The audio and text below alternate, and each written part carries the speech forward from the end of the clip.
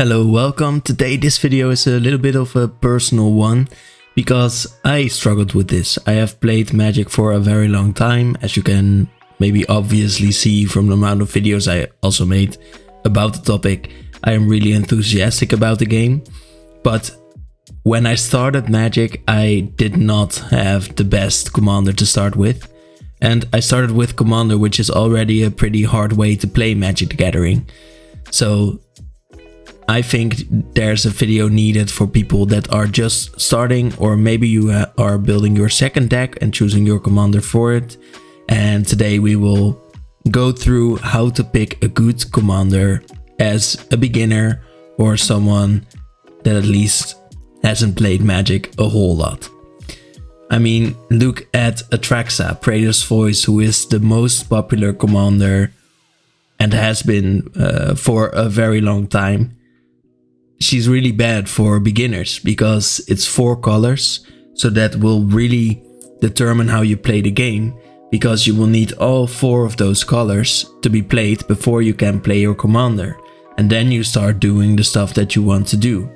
It is also a really hard deck to build on its own because you can go so many ways with her ability.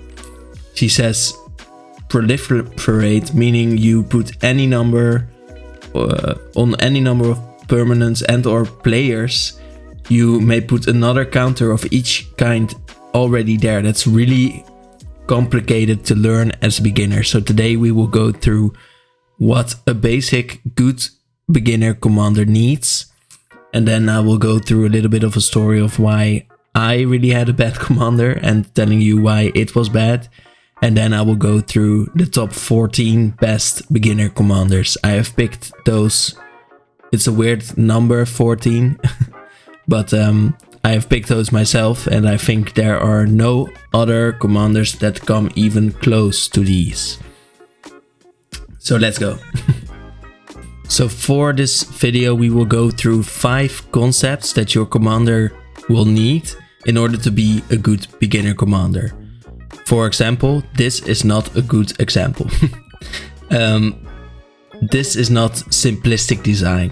And what I mean by that is not that it should be simple or necessarily easy to understand, but the concept of the card should be explainable in 1 or maybe 2 sentences, so that you can easily wrap your head around the concept of the deck and start to learn how to play it very well. In this case, Omnath does so many things that are really warping the game that it's not simplistic anymore, because you need to learn multiple concepts for you to understand this commander and its deck. And we won't even go into what this card does because it can be very hard to explain. I could, but I would say for your first commanders, pick a little bit of a more simplistic one. Now, while I would not suggest you would go with 4 or 5 colors, because that is really hard to play with and it will really define the way you play the game, like we had with Atraxa, I would say get enough colors.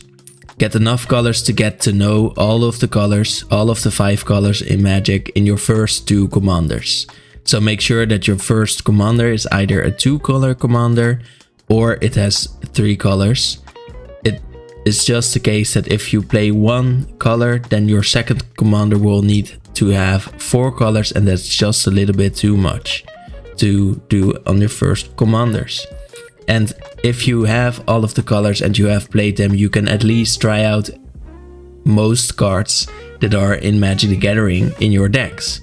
So if you find a really cool card that you want to try out, at least you have the possibility to do so without building another deck. Because then you will really spiral out of control a bit too quickly, I would say. And building decks is fun, but playing with them is way more fun. So that's my advice there. Now this one is a little bit like simplistic design, where your commander should be explainable in a few sentences. Narrow design is needed for your commander in order to be able to easily add cards to your deck that you find to be cool. A narrow design means that your commander plays around one concept that warps the game. So, for example, we have one with 4 abilities here. Sauron the Dark Lord, that has really gotten a lot of players into Magic the Gathering because they were already fantasy fans. Sauron says ward, meaning if you target Sauron, an opponent that targets Sauron needs to do something in order to actually go through with the target. So in this case, they sacrifice a legendary artifact or legendary creature. That's a way to protect your commander. That is not yet something warping the game. It's just a way to protect your commander because your opponent needs to pay something. But then Sauron proceeds to have 3 other abilities that warp the game. Whenever an opponent casts a spell, you get a token.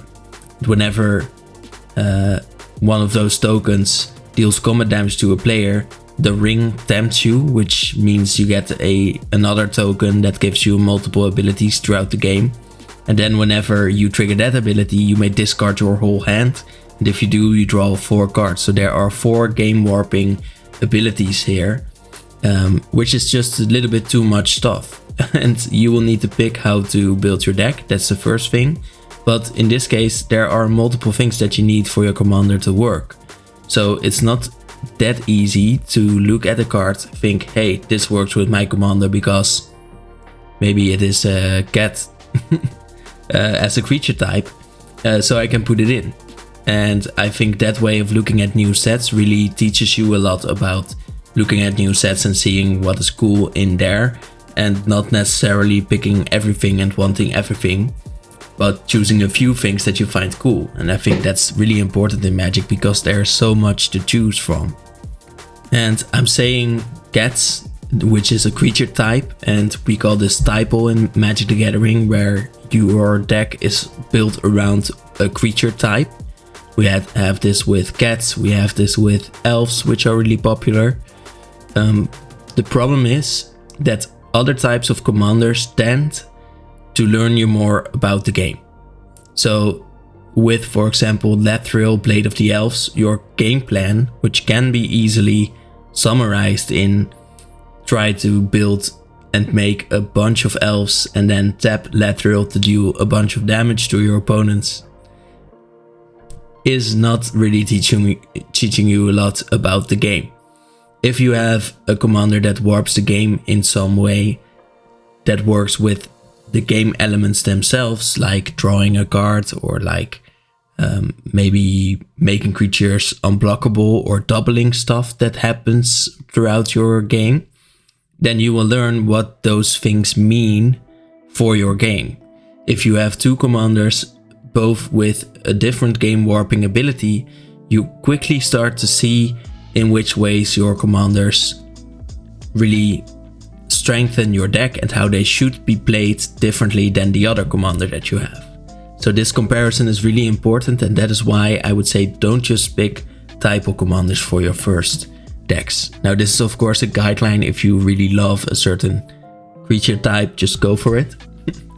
And that goes for any of my advices and any time.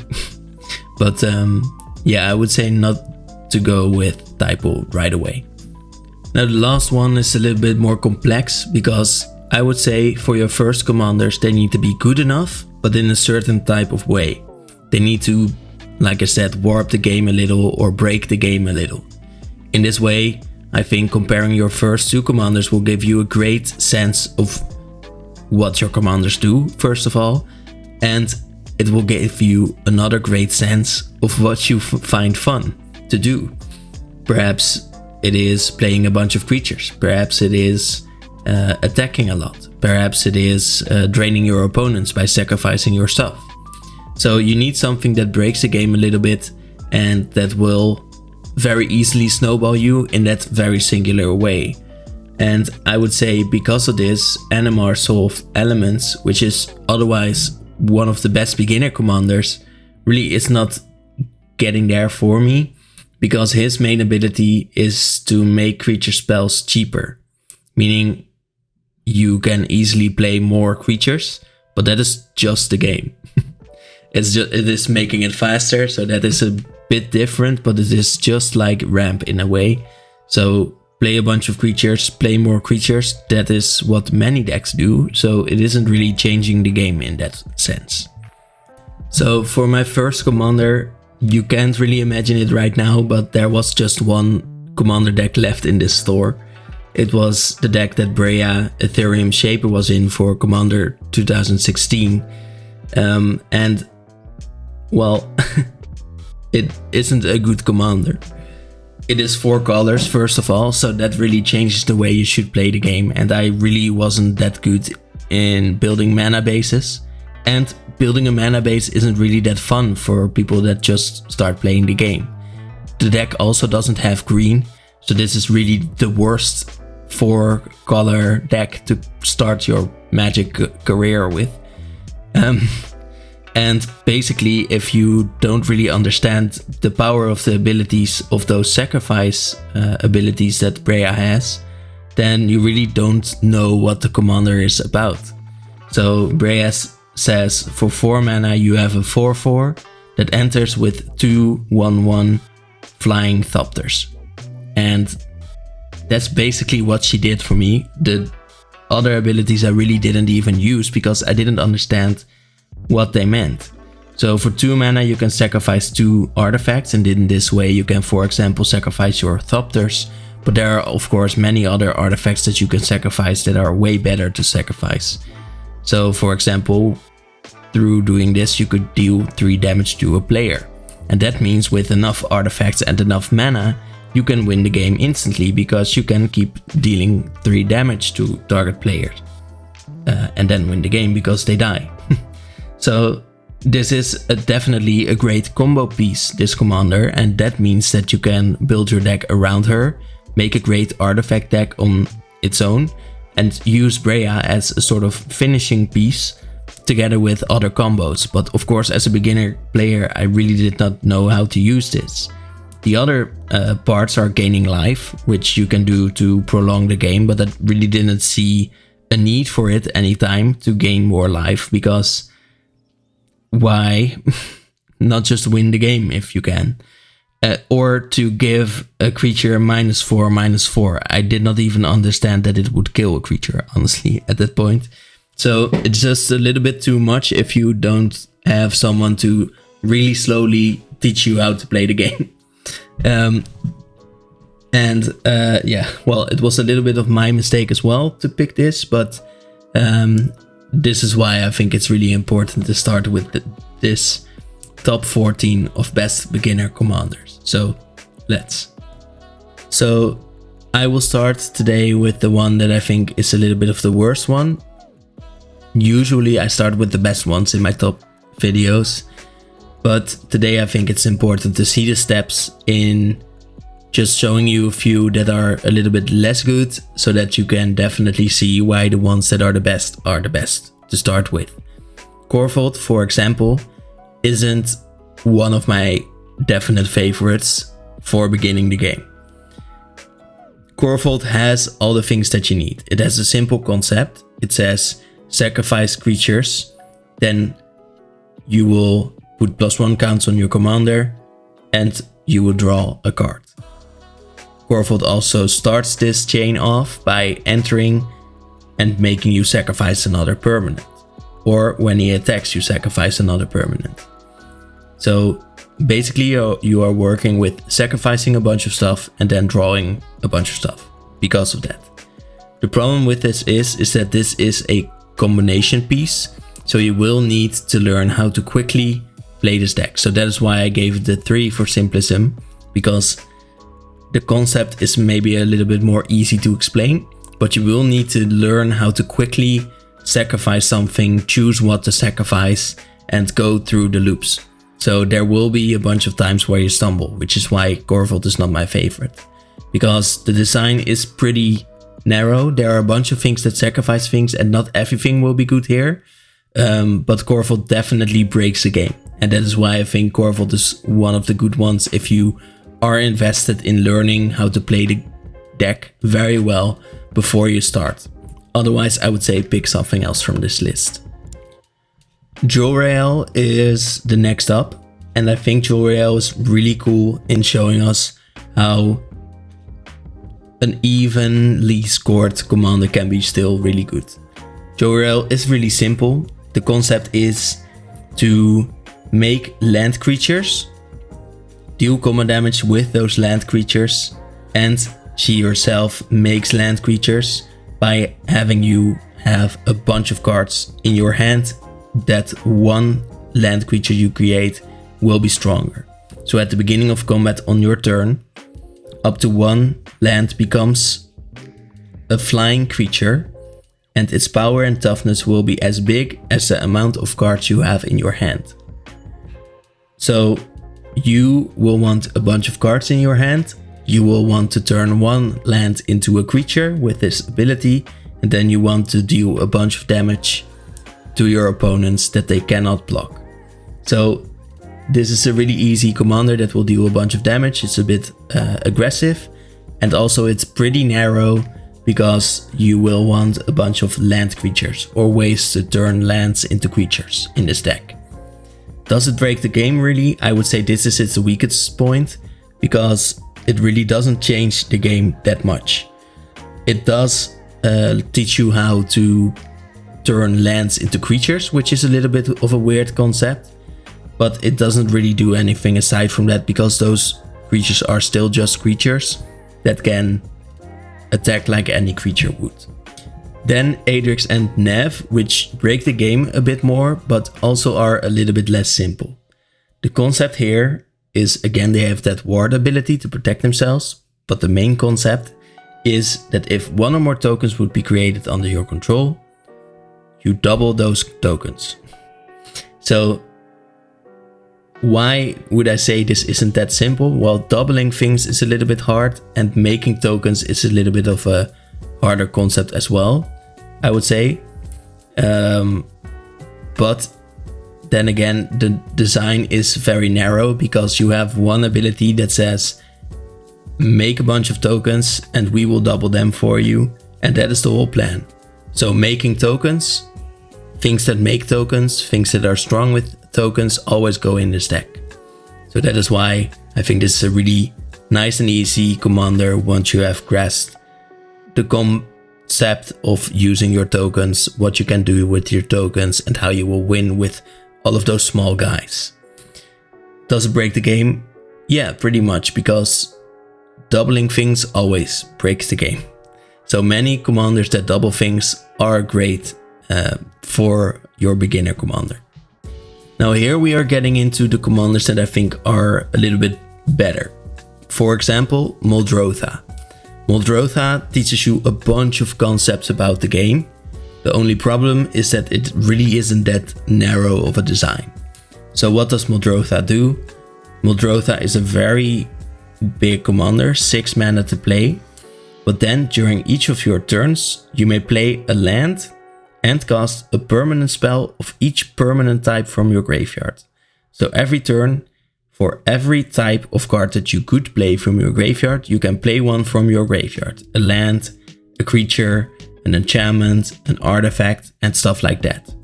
So the thing that it really teaches you is what are those types and how do I get them into the graveyard.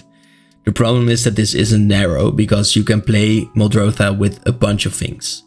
It is a bit narrow because you need to work with putting stuff into your graveyard and getting them out in maybe different ways than using Muldrotha.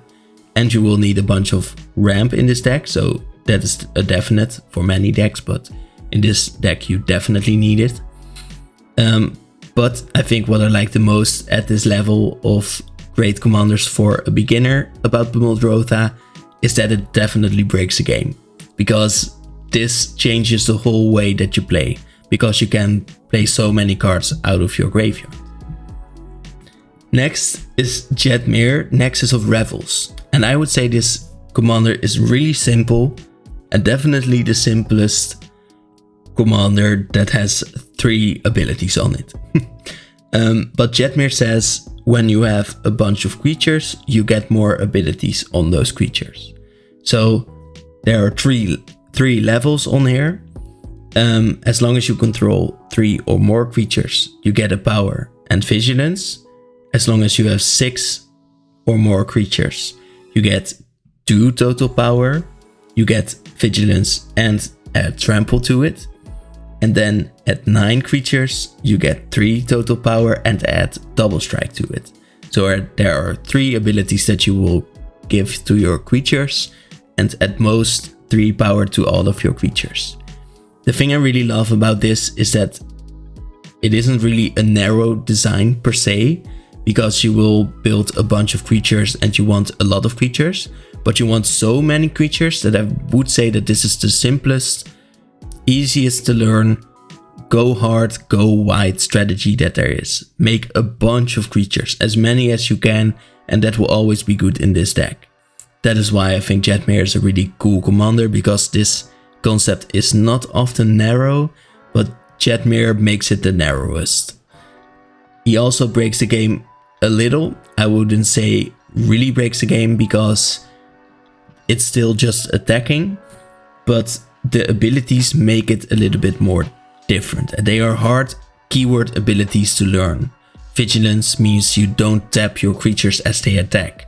That changes a core concept, believe it or not, of the game, because tapping your creatures is something you usually do. And if you don't like that, then Jetmir will teach you what it feels not to have to do that. Trample means that blocking your creatures is less effective. And double strike means that you basically double your damage in really weird ways. So there's a bunch to learn, but it's still really simple, I would say. Elevator of the Wild Court I have mostly put in here because of the cute creatures, to be honest.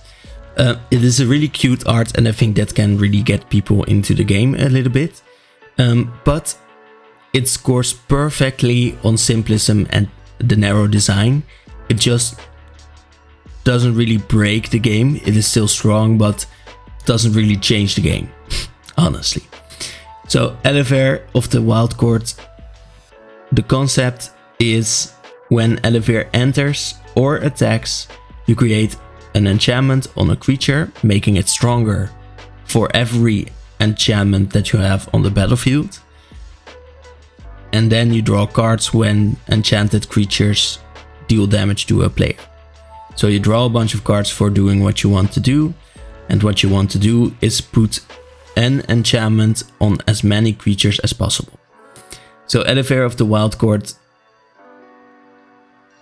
the enchantments are roll tokens, so that is a little bit different from a normal enchantment. So you put them on a creature to make them stronger, but a roll token can only be put on creatures without a roll token on them. You can still put them on them, but you have to sacrifice the previous roll token on them. So, and this roll token says the enchanted creature gets +1/+1 for each enchantment you control. So you want to put 1 enchantment on every creature, and then you want to attack with them and draw a bunch of cards. It is a simple concept, but I would say it doesn't really break the game, because you are still attacking with creatures. They are just bigger, and you are working with enchantments, which is a little bit different, but still a very common thing to do. So it doesn't really break the game because of that. But it is very narrow. So you want to build a bunch of creatures, so things that make many creatures are again good, and you want to put easy to play enchantments on them. So that is really different from many other enchantment decks that want to put a bunch of enchantments on just one creature. So this makes it very narrow. Zaxara is sort of typo, but not really, so hear me out. It's a 3-mana commander, which I always like. You have seen this in the previous ones many times too. It's either 2 or 3 mana, of course. And Zaxara says, whenever you cast a spell with X in its mana cost, meaning you can put any amount of mana in that X cost, you create a 0/0 green Hydra creature token. Then you put X +1 counters on it. And X was the amount of X you paid for the creature. So Again, the basic plan is that you play a bunch of cards with an X in its mana cost, and then you get another token that is as big as the amount of mana that you put into that X cost. So this just means you play a bunch of cards that have that sort of mana in there. This really does break the game in that sense, because playing X spells is a little bit different from other spells, and you will need to play the game really differently because of it. I would say it is still a bit normal, and it is focused on Hydras, which is why it's sort of typo. But it is very narrow, because any card that will come out that has an X cost in its cost will be able to be put in this deck. So any cool cards you see with an X in there, you can play. The problem is that it is not the simplest, because playing X spells can be a little bit different from just normally playing your cards. But I would say it's a pretty easy concept once you have tried it once or twice. Hinata is a step up. They get 13 points from me. The other ones have gotten 11 or 12. So 13 points because there is a perfect amount of simplism and a perfect amount of narrow design. It just doesn't break the game that much. So why is it simple? The concept here is that you want to play spells that target something, and when you do, those spells cost 1 less to cast for each target they have. And spells your opponents cast cost 1 more to cast for each target. But you don't have to care about that, so there's basically one ability that you care about, which is spells you cast cost 1 less to cast for each target. Meaning you want to play a bunch of cards that are maybe a bit more expensive, but that target multiple things so that they get cheaper, and you can play a bunch of really cool, strong cards for very cheap. It's a discount deck. And that also means that it doesn't really break the game in that sense, but it is narrow enough for me to say that this is a pretty good commander to start with if you want a sort of spell slinger type deck that really focuses on targeted spells. So destroying things, maybe making things stronger on your side. Those things are great for this deck. Then my second commander that I played, Azuri Claw of Progress. And seems really difficult to understand, but the concept is still very easy to explain. So whenever you play a creature with power 2 or less, something happens. And that something is that you get a counter. You count up 1 die or something, and for every counter that you get, at the beginning of combat on your turn, you put X +1 counters on another creature you control. So you play a bunch of creatures with power 2 or less, and that is the whole game plan. And then you will make them stronger for every one of those experience counts that you got at every beginning of your combat on your turn. So what I really love about this concept is that it is definitely not the simplest. I gave it a 3 out of 5 for simplism. It's still pretty hard to explain because it is 2 concepts that you really have to warp your mind around.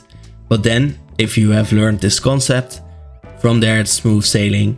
It's a perfectly narrow design because you only want to play cards with power 2 or less. So for every set, what I've done from the moment Azuri came out, or I had him, is just look at the creatures with 2 or less power and put it in the deck if they seem fun.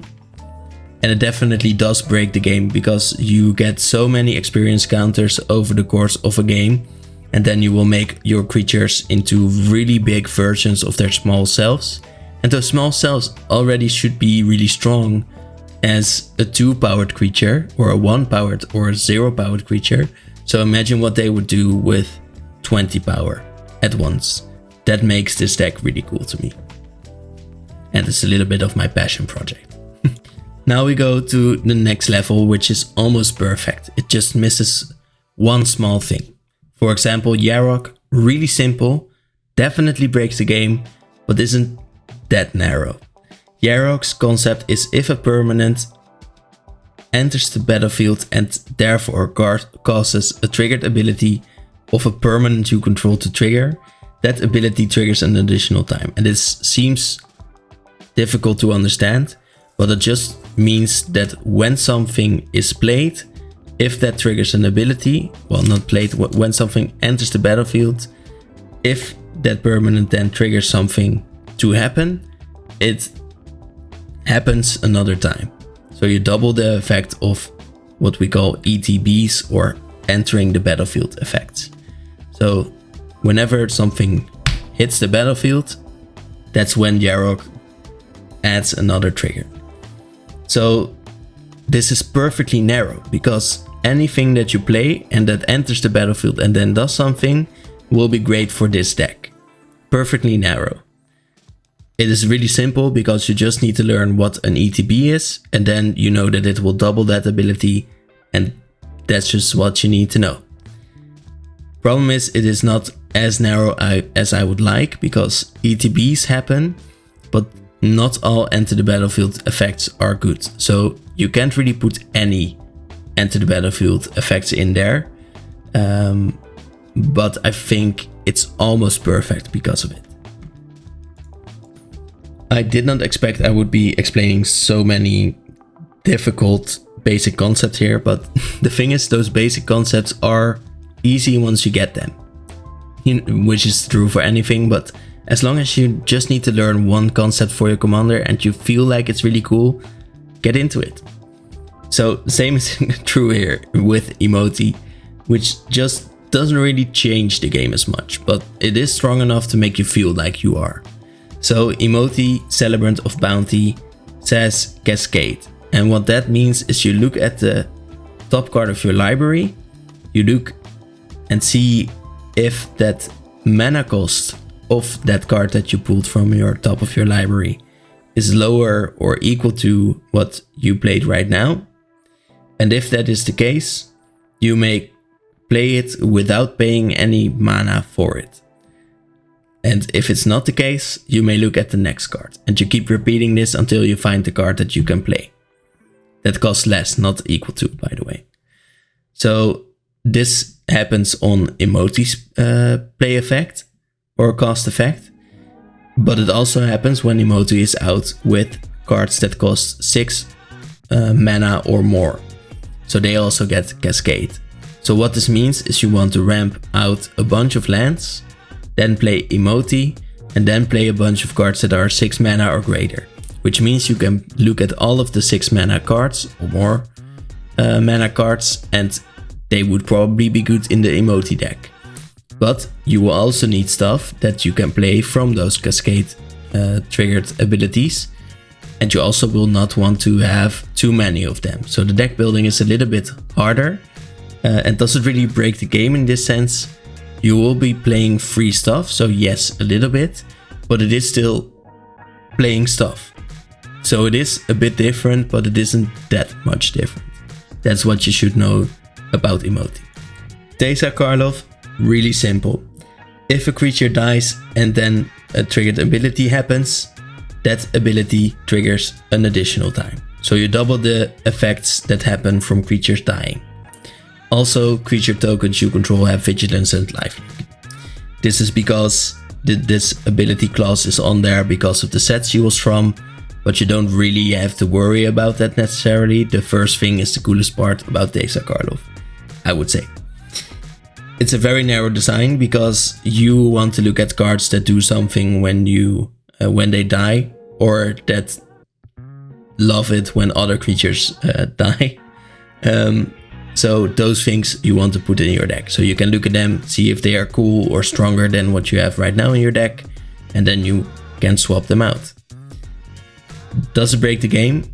Yes, pretty much, because it doubles stuff, but it isn't really changing the way you play the game. But it does very well play around a certain type of deck, which we call aristocrats decks, which just care about creatures dying. There's a whole there's a whole concept around it that is really popular. So I think Teysa Karlov is a really cool one to start with, where you will know that you have a bunch of cards to work with that come out every set. That will be pretty cool to play with if you like the themes of Teysa Karlov as well. This one I almost gave a perfect score. Ishin, 2 heavens as 1. It's almost perfect.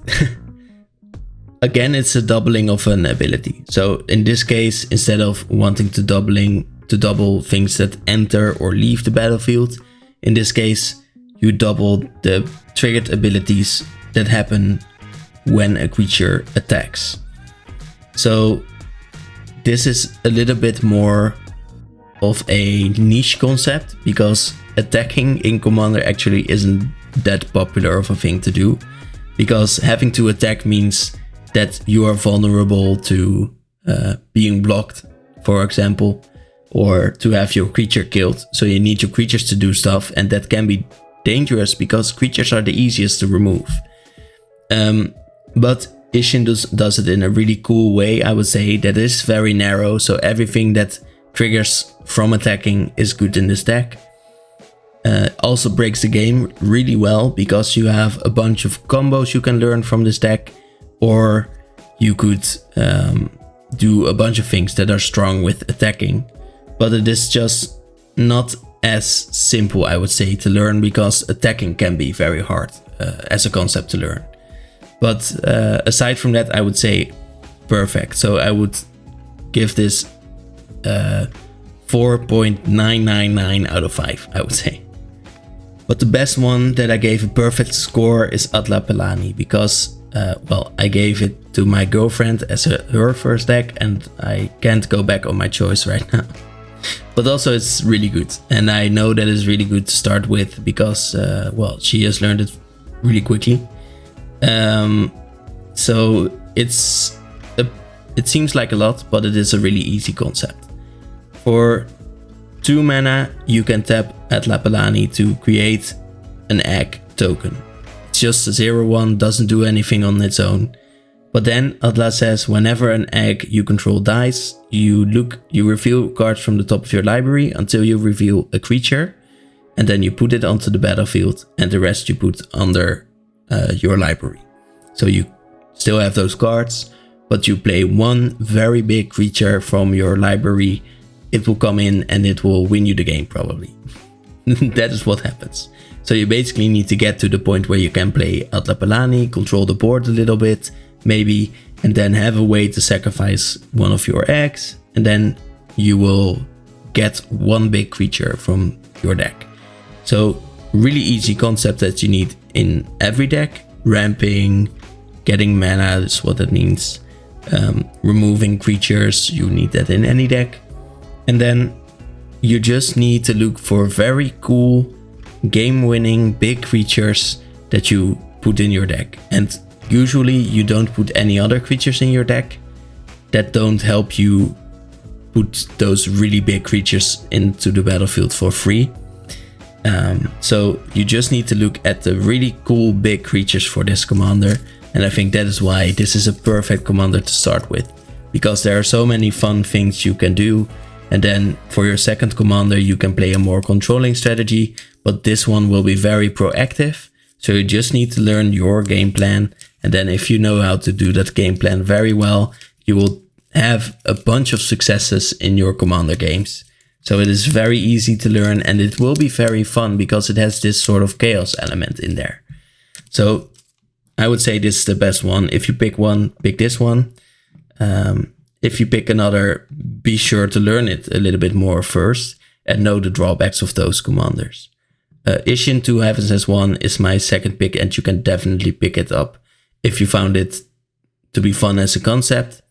And otherwise, well, thank you for watching, and I wish you a very nice day. Bye.